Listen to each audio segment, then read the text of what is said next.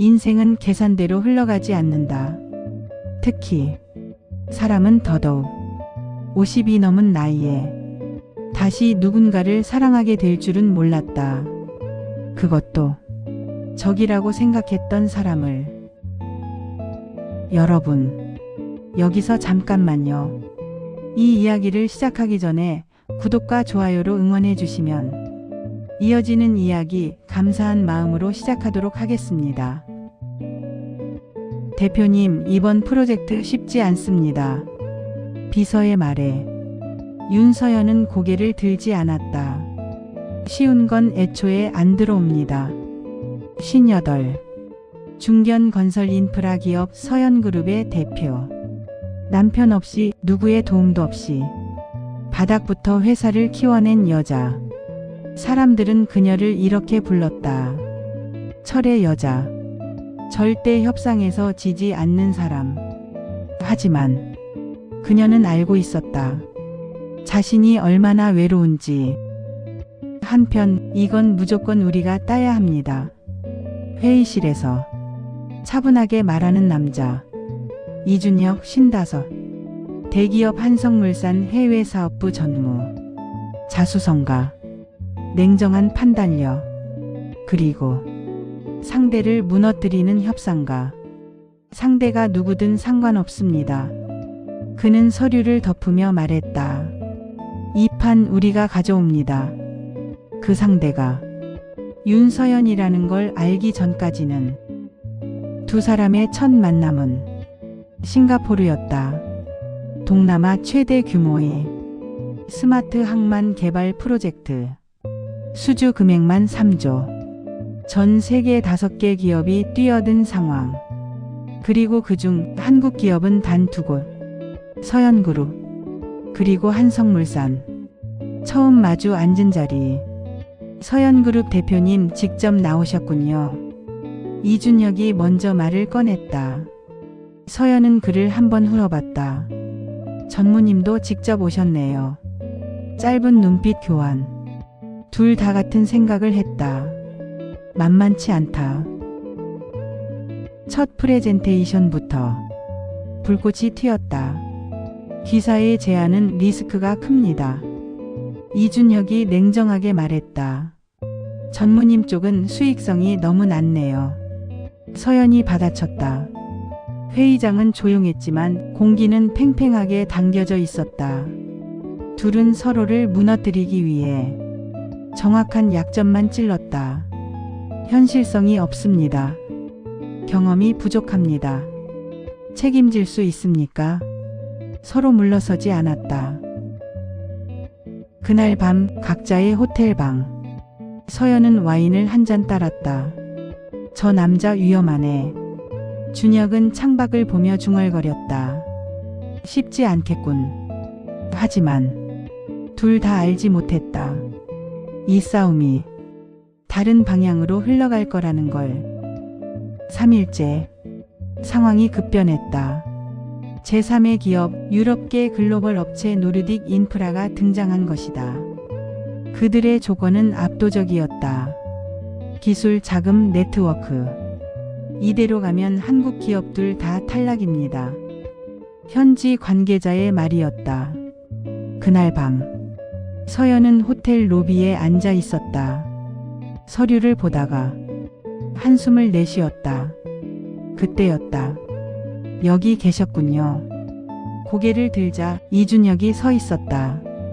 잠시 어색한 침묵. 같은 생각이신가 보네요. 그가 말했다. 서연이 피식 웃었다. 질 것 같다는 생각이요. 준혁도 웃었다. 처음입니다. 이런 느낌. 둘은 처음으로 같은 편처럼 대화를 시작했다. 이대로 가면 둘 다 죽습니다. 준혁이 단도직입적으로 말했다. 그래서요? 손 잡죠. 서연은 잠시 그를 바라봤다. 지금 농담하세요? 아닙니다. 준혁은 의자를 당겨 앉았다. 우리가 합치면 저쪽 이깁니다. 잠시 정적이 흐르고 서연은 눈을 가늘게 떴다. 그럼 수주는 누가 가져가죠? 공동수주. 전무님답지 않네요. 이기기 위한 방법입니다. 서연은 한참을 생각했다. 그리고 말했다. 조건 있습니다. 그날 밤 둘은 처음으로 같은 테이블에서 같은 방향을 바라봤다. 합동전략회의. 둘은 놀랄 만큼 잘 맞았다. 여기 구조 바꾸면 비용 줄어듭니다. 맞아요. 대신 안정성은 제가 보완할게요. 말이 겹치고 생각이 이어졌다. 경쟁할 때는 몰랐던 것. 서로가 얼마나 뛰어난지. 밤늦게까지 이어진 회의. 서연이 말했다. 잠깐 커피 좀 마시죠. 호텔 테라스. 야경이 내려다 보이는 자리. 준혁이 말했다. 대표님 원래 이렇게까지 하십니까? 살아남으려면요. 그는 웃었다. 저도 그렇습니다. 잠시 침묵. 바람이 불었다. 그 순간 이상하게 서로를 의식했다. 그날 이후였다. 두 사람 사이에 묘한 공기가 흐르기 시작한 건 회의가 끝나도 쉽게 자리에서 일어나지 않았고 서류를 다 봤는데도 괜히 한 번 더 넘겨보는 일이 잦아졌다. 대표님, 이 부분. 준혁이 말을 꺼내다 멈췄다. 서연이 고개를 들었다. 왜요? 아닙니다. 사실은 그랬다. 그녀를 보고 있느라 무슨 말을 하려던 건지 잊은 거였다. 서연도 느끼고 있었다. 이 남자가 자신을 바라보는 시선이 처음과는 달라졌다는 걸. 그날 밤 둘은 또다시 호텔 테라스에 마주 앉았다. 전무님, 솔직히 말해보세요. 뭐요? 처음에 저 어떻게 생각했어요? 준혁은 잠시 웃었다. 솔직하게요? 네, 이겨야 하는 상대. 서연도 웃었다. 지금은요? 그는 잠시 말이 없었다. 그리고 조용히 말했다. 같이 있고 싶은 사람. 바람이 멈춘 것처럼 공기가 조용해졌다. 서연은 시선을 피했다. 전무님, 위험한 말 하시네요. 대표님도 알잖습니까? 뭐려? 이건 이미 시작됐다는 거. 그 말에 서연은 아무 말도 하지 못했다. 그날 이후 둘은 더 가까워졌다. 회의 중에도 눈이 자주 마주쳤고 의견이 부딪혀도 이상하게 웃음이 먼저 나왔다. 어느 날 프레젠테이션 리허설이 늦게 끝났다. 시간은 밤 11시. 오늘은 여기까지 하죠. 서연이 말했다. 준혁이 고개를 끄덕였다. 대표님. 네? 잠깐 걸을까요? 호텔 앞거리. 습한 밤 공기, 조용한 도로, 가로등 불빛. 둘은 나란히 걸었다. 이상하네요. 서연이 먼저 말했다. 뭐가요? 이 나이에 이런 기분 느낀다는 게. 준혁은 웃지 않았다. 그저 조용히 말했다. 저도 그렇습니다. 걸음을 멈췄다. 둘 사이 거리가 한 발짝도 안 됐다. 서연이 말했다. 이러면 안 되는데. 왜요? 일이잖아요. 일 끝나면요? 그 질문에 서연은 아무 말도 하지 못했다. 그 순간 준혁이 손을 뻗었다. 천천히, 아주 조심스럽게 서연의 손을 잡았다. 그녀는 놀라지 않았다. 뿌리치지도 않았다. 그저 조금 더 꽉 잡았을 뿐이다. 그날 밤 서연은 잠을 이루지 못했다. 호텔 침대 위에 누워 천장을 바라봤다. 이건 아니야. 하지만 손끝에 남아있는 감각이 계속 떠올랐다. 그 따뜻함, 그 단단함, 그리고 무엇보다 자신을 여자로 보던 그 눈빛. 그녀는 그걸 너무 오래 잊고 살았다. 한편 준혁 역시 창가에 서 있었다. 한숨이 길게 나왔다. 10년. 이혼 후 누구와도 깊어지지 않았다. 일만 했다. 딸 하나 키우고 회사 키우고 그게 전부였다.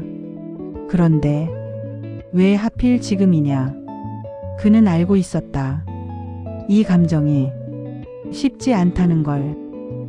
다음 날 문제가 터졌다. 노르딕 인프라 측이 조건을 대폭 낮추며 사실상 수주를 가져갈 상황이 된 것이다. 이건 게임 끝입니다. 현지 관계자가 말했다. 회의실 공기가 무거워졌다. 서연이 입을 열었다. 아직 끝 아닙니다. 준혁이 그녀를 봤다. 대표님, 방법 있습니까? 서연은 서류를 탁 덮었다. 있어요. 모두의 시선이 쏠렸다. 리스크 우리가 안고 갑니다. 대표님. 준혁이 자리에서 일어났다. 그건 너무 위험합니다. 이기려면 해야 합니다. 둘의 시선이 부딪혔다. 이건 사업만의 문제가 아니었다.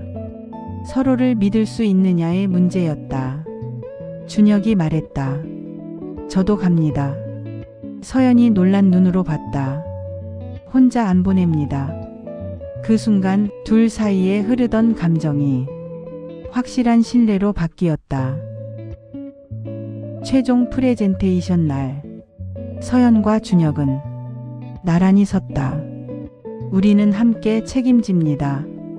두 회사의 이름이 같이 올라갔다. 그리고 긴 침묵, 결과 발표. 프로젝트는 모두 숨을 멈췄다. 서연그룹 앤드 한성물산 컨소시엄으로 결정합니다. 순간 정적, 그리고 박수. 서연은 눈을 감았다. 준혁은 옆을 봤다. 둘의 시선이 마주쳤다. 말하지 않아도 알 수 있었다. 이건 단순한 승리가 아니었다. 프로젝트 수주가 확정된 그날 밤, 호텔은 축하 분위기로 들떠 있었지만 두 사람은 그 소란을 피하듯 조용히 빠져나왔다. 좀 조용한데 가시죠. 서연이 말했다. 준혁은 고개를 끄덕였다. 네, 오늘은 좀 그래야 할 것 같습니다. 둘은 말없이 엘리베이터를 탔다. 좁은 공간 안에서 아무 말도 하지 않았지만 서로의 숨소리가 또렷하게 들렸다. 층을 알리는 숫자가 올라갈수록 이상하게 심장이 빨라졌다. 서연이 먼저 입을 열었다. 이상하네요. 뭐가요? 이렇게 긴장되는 거. 준혁은 작게 웃었다. 저도 지금 협상할 때보다 더 긴장됩니다. 엘리베이터 문이 열렸다. 둘은 잠시 멈췄다. 그리고 아무 말 없이 서연의 방으로 들어갔다. 문이 닫히는 소리. 그 소리가 이상하게 크게 들렸다. 둘은 서로를 바라봤다. 아주 가까운 거리. 서연이 먼저 말했다. 여기서 멈출 수도 있어요. 준혁은 한 발짝 다가왔다. 멈추고 싶으세요? 그 질문에 서연은 잠시 눈을 감았다. 그리고 천천히 고개를 저었다. 그 순간 준혁이 조심스럽게 그녀의 얼굴에 손을 올렸다. 아주 천천히, 마치 허락을 구하듯. 서연은 그 손을 피하지 않았다. 오히려 그 위에 자신의 손을 얹었다. 늦었네요. 그녀가 낮게 말했다. 그래도 괜찮습니다. 준혁의 목소리는 평소보다 훨씬 부드러웠다. 그날 밤 둘은 더 이상 대표와 임원이 아니었다. 그저 서로를 오래 기다려온 두 사람이었다. 시간이 얼마나 흘렀는지 몰랐다. 말은 많지 않았다. 하지만 손끝 하나, 시선 하나에도 서로의 감정이 고스란히 담겨 있었다. 서연은 오랜만에 느꼈다. 누군가에게 기대고 싶은 마음. 준혁 역시 느끼고 있었다. 그동안 억눌러왔던 감정이 천천히 풀리는 순간 서연이 그의 어깨에 기대며 말했다. 이런 거 정말 오랜만이에요.